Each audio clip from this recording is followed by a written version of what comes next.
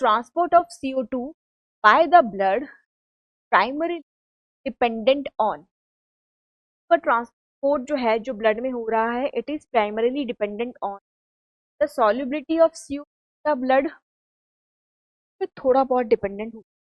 देखिए ये थोड़ा सा टफ क्वेश्चन है। यहाँ पर क्या पूछा है कि CO2 पर ट्रांसपोर्ट डिपेंड करता है, सॉल्युबिलिटी भी करता है, बिल्कुल करता है। ज़्यादा सॉल्युबिलिटी ज़्यादा होगी साथ में सॉल्व फॉर्म में ज़्यादा मिलेगा। ठीक है, तो मतलब ये भी आ सकता है।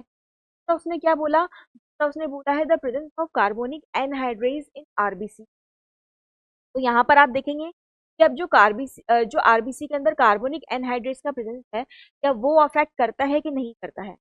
सही करता है कि नहीं करता है? करता है ना, करता है। ये भी ऑप्शन में आएगा, सेकंड वाला भी ऑप्शन में आएगा। थर्ड वाला इसने बोला the ability of haemoglobin to bind and transport CO2।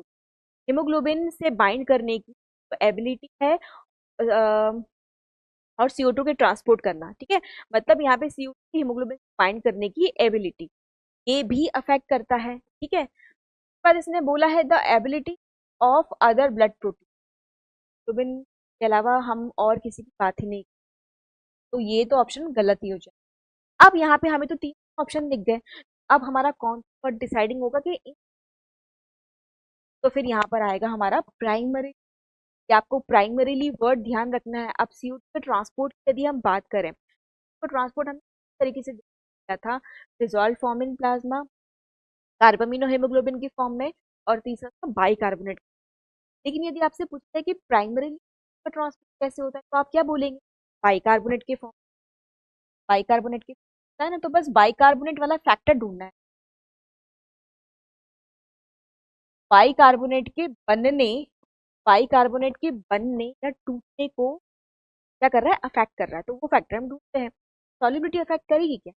अब हम यहाँ पे नो आ जाएगा।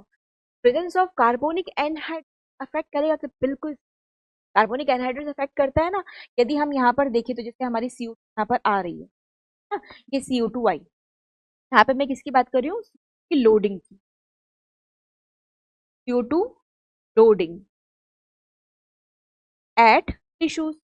हम यहाँ पर टिश्यूज वाले लेवल पे क्या करवा रहे हैं? लोडिंग करवा रहे हैं। लोडिंग के टाइम पे आपको याद होगा CO2 जो है वो वाटर से जुड़ती है, वाटर से जुड़ती है, और ये है हमारे कार्बोनिक एनहाइड्रेट, कार्बोनिक एनहाइड्रेट हमें शॉर्ट फॉर्म डॉट डॉट। ठीक है, तो कार्बोनिक एनहाइड्रेट यहाँ पर जो H2 है वो क्या बना लेगा? H2 क्या बना लेगा? यहाँ पर H2 बनाएगा, O2 और H2 क्या बनाएगा? H2।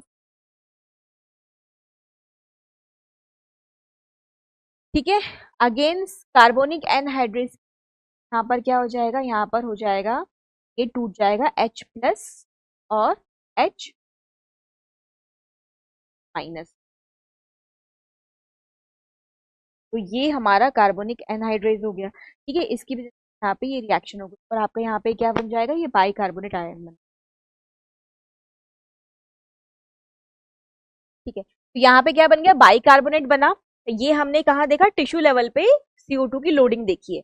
अब यदि हम अनलोडिंग की बात करें तो रिएक्शन रिवर्स ऑर्डर में हो जाएगी, है कि नहीं? तो आप यहाँ पर देख रहे हैं कार्बोनिक एनहाइड्रेट का आरबीसी या प्लाज्मा के अंदर बाइकार्बोनेट के को या उसके डिसोसिएशन को अफेक्ट कर रहा है। ठीक है, तो यहाँ पर बाइकार्बोनेट वाला फैक्टर हमारा 2 ही आ जाएगा और 2 ही ऑप्शन हमारा करेक्ट हो जाएगा। देखते ही टिक करने वाला क्वेश्चन बिल्कुल नहीं था, इसको मैं डिफिकल्ट कैटेगरी में डालूंगी, क्योंकि आपको पहले तो यहाँ पर ये डिसाइड करना था कि कौन सा वाला फैक्टर प्राइमरीली अफेक्ट हो रहा है ना, और फिर उस फैक्टर को अफेक्ट करने वाला मतलब कौन, जैसे आपने पहले ये देखा कि CO का प्राइमरीली होता है, फिर उस ट्रांसपोर्ट को अफेक्ट करने वाला मेन फैक्टर कौन सा होगा। ठीक है, तो इसलिए इसकी कैटेगरी हम क्या डाल देंगे? डिफिकल्ट।